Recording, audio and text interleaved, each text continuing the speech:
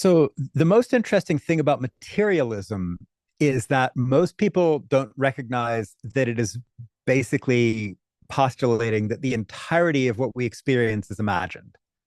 So the one of the most fascinating conclusions is that there is quote unquote a real world out there that we have never experienced except in an extraordinarily indirect, symbolic, representational, incredibly narrow bandwidth way through a system that is demonstrably, from that point of view, extraordinarily glitchy, prone to all sorts of perceptual illusions and distortions and weird selective memories and bizarre interpretations and all kinds of stuff. As you can, if you adopt that framework and then start picking apart the problems with sensate experience, it's very easy to show all these very weird things that our brain does to try to make sense of reality. A very simple one: you put lenses on a person's eyes that flip reality upside down, and it doesn't take the brain that long to flip reality, and then you're walking around with it just flipped the right way because the brain wants it to make some kind of coherent sense. Then you take the glasses off and reality is upside down, and then it eventually kind of rewrites itself. Like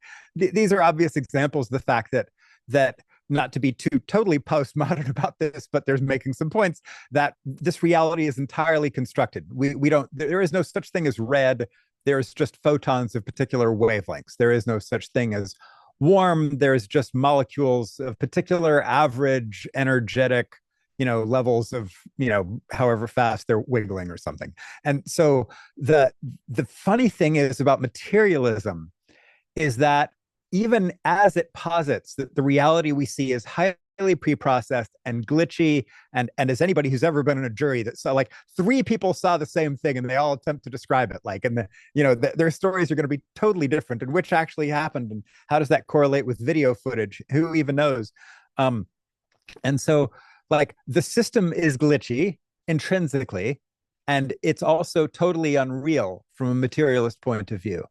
And so I think most of these questions actually come from people who haven't looked much at the perceptual literature, like of the glitchiness and representational nature and a highly attuned nature of the system for things like survival, for example, rather than, say, accurate representation, which, again, I don't mean to imply for certain there's an accurate thing it's representing. I'm not going ontological. I'm just saying, if you take that frame for yourself, then this entire system is a highly glitchy construct. And I think a lot of the problems come when they then try to say, but this is the material world. They make the weird leap that I'm really seeing this pen. It's really blue. I'm holding it in my hand. It's really real, rather than this is all a constructed holodeck in a brain somewhere about which we can say nothing about the spatial relationship between this representation of a head and skin and anything from the theoretical brain we posit and have never actually experienced, but we think they're correlations because we can dig into this brain with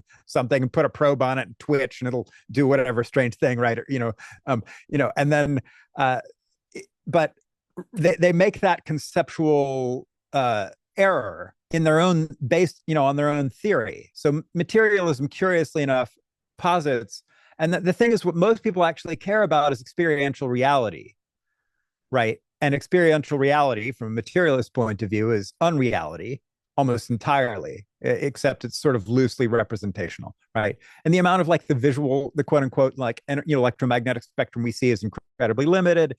The amount of the auditory frequency we see, can hear, is incredibly limited from those points of view.